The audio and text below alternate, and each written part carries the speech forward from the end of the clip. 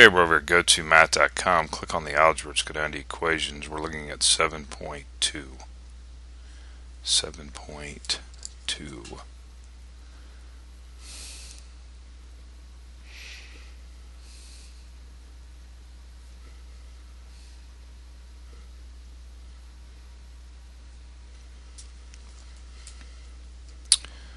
Okay.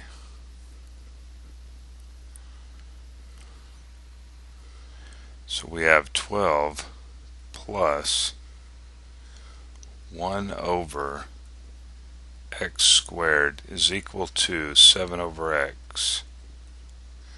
Okay, so let's get rid of this x squared down here. And we're going to do that by multiplying all the way across. You know, I'm going to use a different color here so you can see what's going on.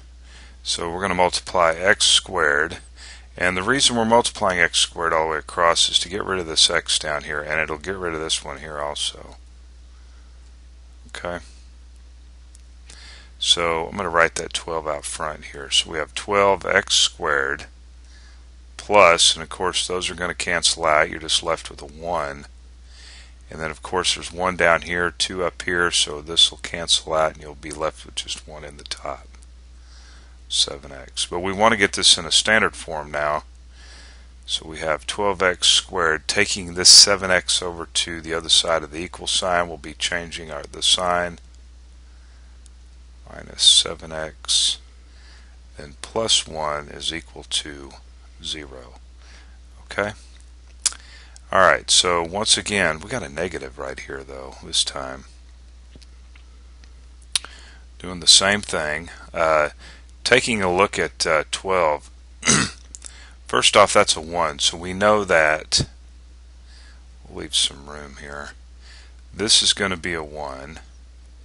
Of course, this could be a fraction. Times a fraction, you could get 1, but we're not doing that, so don't worry about that. So we know there's got to be a 1 here. Now, because this is a minus sign right here, chances are these are both going to, well, these are both positive. Okay, I mean they could be negative actually and make that positive, but I don't think you got to worry about that. But one of these, I think both of these actually are going to have to be negative. Okay, -1 times -1 is a positive 1. But now we got to look at 12 and 7. So 3 and 4.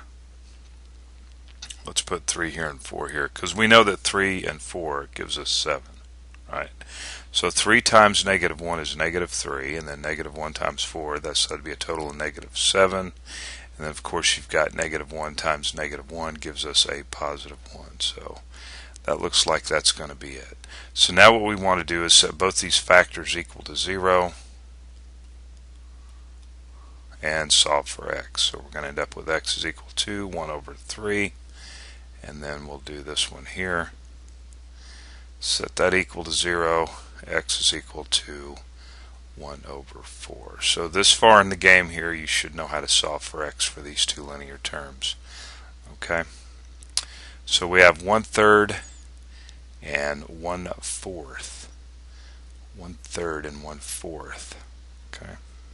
Now here's a little pattern here. You notice that 1/4 is smaller than 1/3. Well, the smaller number, since these are positive, and if you're looking at it on a number line, okay, the smaller one is going to be on your left and the larger on your right. Whereas this, if these were two negative numbers, right, this would be the smaller, and that would, well, no, wait a minute, the most negative, that'd be kind of the bigger number, the bigger negative number, the smaller negative number. Anyway, well, actually, they'd be flipped around on this particular case. All right. What are we doing? Oh, we're done. Okay, we're done with that. We'll see you in the next problem.